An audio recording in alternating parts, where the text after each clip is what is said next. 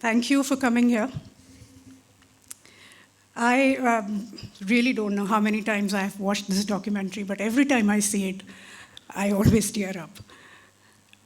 2019 was the last time that we came here for our research. And it has been an absolute emotional journey for all of us, the entire team. But today is about what the Kashmir Files has achieved. And as a very, very new parent of a very successful baby, which is only 2 months old, I'm going to indulge a little, so please bear with me. I'm going to take you through some of the things that we thought were phenomenal and what this film has done and achieved. So Vivek has shown you a lot in the documentary, but please, I'm just going to repeat it all the same. So the Kashmir Files is the first Indian film based on video testimonials of the first generation victim of Kashmiri Hindu genocide, which is the longest and continuous genocide of a minority community in the history of humanity. Our film is perhaps the only mainstream film in the history of cinema which was shown pre-release to more than 10,000 people across the world, spread across over 24 cities without fearing the commercial repercussions. Because generally the filmmakers are always worried about the mixed reactions which may go out and it may hamper the commercial success of the film, but we still went ahead and did that. Because our film is based only on unmanipulated truth, and that's why we were supremely confident. These screenings were organized by 36 humanitarian organizations ranging from World Sikh Organization to Telugu Association to Jews Association to even Physicians Associations. 36 associations with proven track record of public service came together to spread the message of love, peace, and humanity. The Kashmir Files is the first Indian film which was given the congressional reception at the Capitol in the USA. And we were also invited to prestigious scholarly academic institutions like the Harvard Club, University of Massachusetts, Georgia Tech University, Universities of Denver and Houston, and Stanford University. We were also invited to the Holocaust Museum in Washington, D.C., and the Martin Luther King Memorial in Atlanta. And I'm extremely proud now to say that we are invited to many prestigious universities in the European continent, including Oxford, Cambridge, Leicester University, Imperial College, and many more. And also at the British Parliament, and many other prestigious places like the Pathe in Netherlands, Germany, Israel, Geneva, where we are invited to the World Human Rights Organizations. Our Europe tour is centered around the theme, India and her role in world peace and humanity. The Kashmir Files, in our knowledge, is the only film from India which has been given proclamations from various states and cities of USA, acknowledging and endorsing the inhuman genocide of Kashmiri Hindus.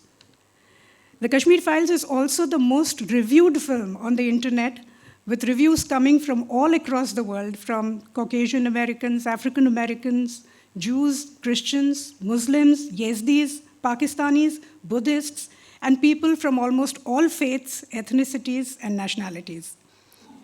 And this has reinforced our belief that empathy and humanity cuts across all political and religious lines. The Kashmir Files has opened up international markets where no Indian film of this size has ever released. And this wasn't planned by us. This was done by popular demand from the people, as it ran to jam-packed houses in Kenya, Mozambique, Norway, Sweden, Finland, Japan, and even countries like Lithuania and Estonia, where there are hardly any Indians. So this truly became a people's film. Internationally, it is still running successfully in many parts of USA and UK, and has crossed the 1 million mark long ago, an honor that even big-budgeted, star-studded movies fail to achieve. The Kashmir Files released in Kerala in one screen. You understand there is a language barrier in the South India. So it was released only in one theater, but by popular demand, it increased to 120 screens within a few days and ran houseful for over 4 weeks. Same in Tamil Nadu and West Bengal, where Hindi films of this size don't even release. I must mention here that it really saddens me that The film made on Kashmir cannot be released in Kashmir because there are no theaters in Kashmir anymore. And I must say that the humanitarian media which talks about the issue of curbed free speech, looks at Kashmir also. On return on investment basis, the Kashmir Files was made in 150 million rupees, and it has done over 3.5 billion business worldwide.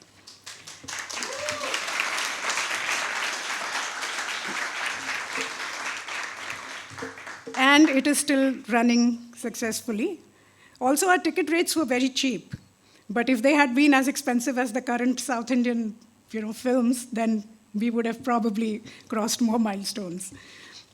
It released in Israel last week and is running houseful with hundreds of teary-eyed Jews' reactions pouring in every day.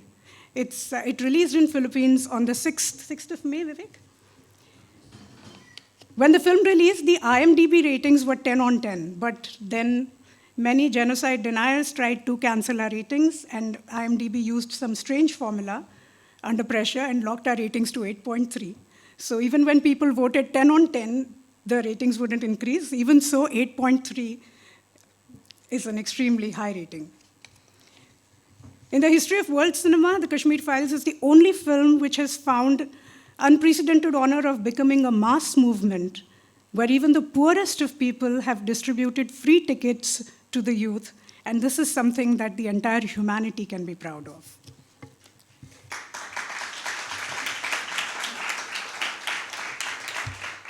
And just to give you an unprecedented example, Times Square in New York is known to be the world's most prestigious and expensive advertising location.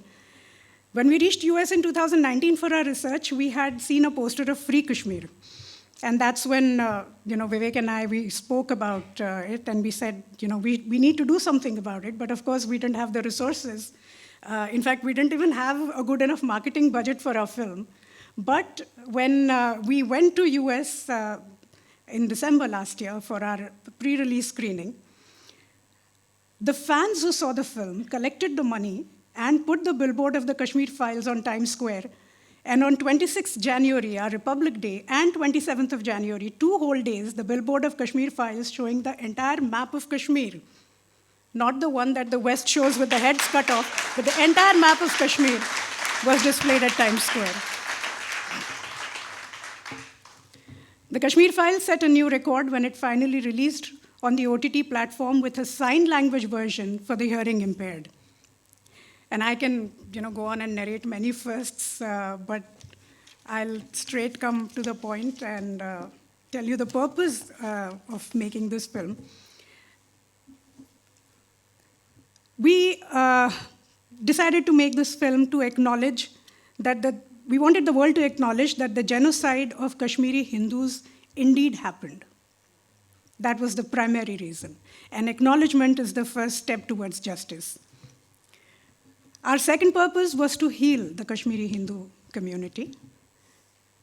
And you must have seen it in the video where the victims are hugging us, and also a lot of other videos on the internet where they are saying that the process of healing has now begun.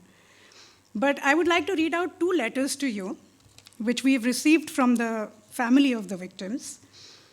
The first letter we received from the daughter of Shri B.K. Ganju, whose killing you have seen in the film. He was shot in a rice drum, and his wife was made to eat the blood-soaked rice. So his daughter wrote to us saying, "Respected Vivek Agnihotri ji and Pallavi ji, my name is Diksha Ganju. I am the daughter of late Shri B.K. Ganju, whose gruesome killing was highlighted in the movie, The Kashmir Files, which made people around the world cry. His death was completely horrifying and traumatic for us, especially my mother, who's become a physical wreck after it. We decided to bury this pain in our heart and never talked about it, or even my dad for that matter, as an act of self-preservation. But after 32 years, this movie forced us to relive that pain. It is extremely hard, but at the same time, it is helping us heal. The movie made it possible for us to celebrate my dad's life and sacrifice. I would like to express my gratitude from the bottom of my heart to both of you as well as the entire Kashmir Files team. It would not have been possible without your efforts. And the second letter we received was from Girja Tikku's brother. And we all know who Girja Tikku is, so I'm not going to get in the details now. He said, "Watched your movie today. My late sister Girja Tikku was a brave girl, and we never discussed or even talked about her at home. Our whole family was going through depression and guilt of not being able to do anything for her. Few years ago, her brutal killing was spoken about at Washington, D.C., and now you've showed her sacrifice in the movie. We have started talking about her within family. Your movie is starting the healing process within the traumatized families." So now I leave it to your conscience and good judgment. If this is not empathy, if this is not healing, then what else is? Thank you very much.